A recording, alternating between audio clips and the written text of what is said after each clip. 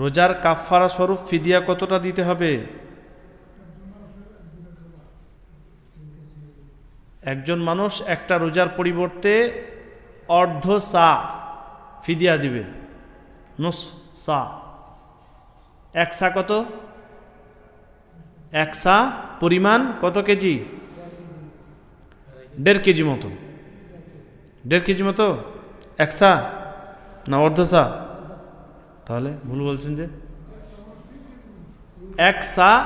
ইমাম ইবনে বাজ রহমাতুল্লাহ আলাইহি বলেন যে কাছাকাছি 3 কেজি মতো। এই জন্যই দেখবেন সৌদি আরবে সাদাকাতুল ফিতর যখন আমরা আদায় করি তখন 3 কেজি চালের বস্তা পাওয়া যায় না, 2.5 কেজির বস্তা দেখেছেন?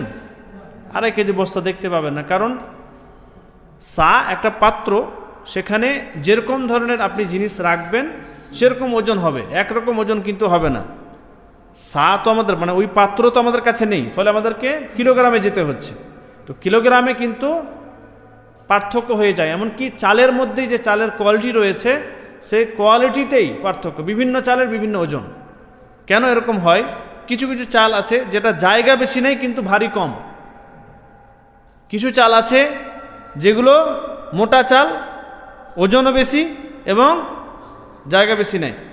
তো এরকমভাবে পার্থক্য যায়। চালের মধ্যে যদি পার্থক্য হয় তাহলে অন্যান্য যে সমস্ত জিনিস, ধরেন কেউ যদি প্রধান খাদ্য কারোর গম হয়, মানে চাল আটা হয়, রুটি খাওয়া আটা যদি হয় তাহলে তাকে গম রাখতে হবে। গম রাখলে কিন্তু চালের সমান ওজন হবে না। যদি কারোর প্রধান খাদ্য খেজুর হয় তাহলে সে যদি খেজুর দেয় তাহলে খেজুর চালের পরিমাণ আসবে না। তো পার্থক্য হবে, সেজন্য ওজনের পার্থক্য আছে। চালের ওজনেও পার্থক্য আছে, চালের ওজনেও পার্থক্য আছে। বিভিন্ন চাল, বাসমতি চালের দেখবেন আলাদা ওজন হবে, আমরা দেশের যেটা মোটা চাল খাই সেটার দেখবেন ওখানে রাখবেন তো আলাদা ওজন হবে।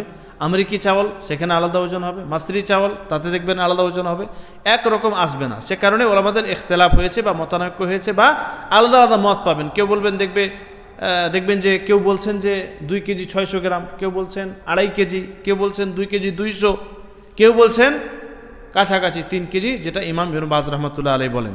তো 3 কেজি কমপক্ষে ধরে রাখেন। একটু বেশি দিলে গরিব মিসকিনদের ফায়দা হবে, গরিব মিসকিনদেরকে বেশি দেওয়া হবে। আর এক্ষেত্রে আমরা গরিব মিসকিনদের জন্যই দিচ্ছি, তো তাদেরকে আরও 200 গ্রাম 100 গ্রাম বেশি যাক, ফায়দা হোক, আপনারও আদায় হয়ে যাবে এবং সন্দেহ থেকে আপনি বেঁচে থাকবেন।